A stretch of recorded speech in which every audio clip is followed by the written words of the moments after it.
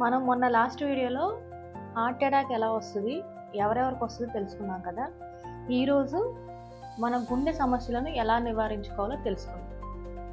నేను మీ doctor Prashanti, ECP expert and lifestyle expert. ఈ మధ్య గుండెకి సంబంధించిన సమస్యలు మనం ఎక్కువగా చూస్తూ ఉన్నాము. సో ఈ సమస్యల వల్ల చనిపోవడం కూడా ఎక్కువగానే చూస్తూ ఉన్నాము. సో దీన్ని మనం ఎలా నివారించుకోవాలో తెలుసుకుందాం. మనం తీసుకునే ఆహారంలో చిన్న చిన్న మార్పులు చేసుకుంటూ మన జీవ ప్రక్రియని and at the same time మన లైఫ్ స్టైల్ని, మన హెల్త్ని ఇంకా ఇంప్రూవ్ చేసుకోవచ్చు. మోస్ట్ ఇంపార్టెంట్, రెగ్యులర్ ఎక్సర్సైజ్ అనేది మన లైఫ్ స్టైల్లో ఇంక్లూడ్ చేసుకోవాలి.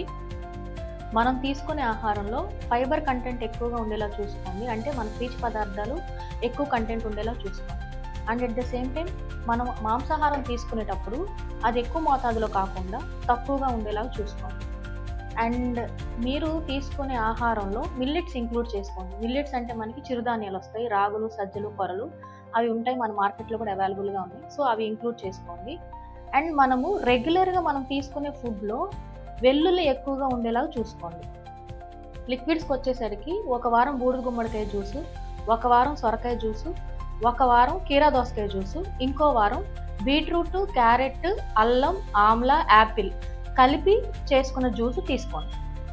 సో ఇలా మన ఆహారంలో చిన్న చిన్న మార్పులు చేసుకుంటూ మన హెల్త్ని చాలా ఇంప్రూవ్ చేసుకోవచ్చు. And at the same time మన బాడీ ఆర్గాన్స్ ఫంక్షన్స్ కూడా చాలా ఇంప్రూవ్ చేసుకోవచ్చు. సో ఈ చిన్న చిన్న టిప్స్ పాటించుకుంటూ మన హార్ట్ అటాక్ రాకుండా మన హెల్త్ని మనం కాపాడుకోవచ్చు. సో మనం లైఫ్ స్టైల్లో అండ్ తీసుకునే ఫుడ్ హ్యాబిట్స్లో చిన్న చిన్న చేంజెస్ చేసుకొని మనం రిస్క్ లేకుండా హార్ట్ని మనం కాపాడుకోవచ్చు, మన హెల్త్ని ఇంకా ఇంప్రూవ్ చేసుకోవచ్చు.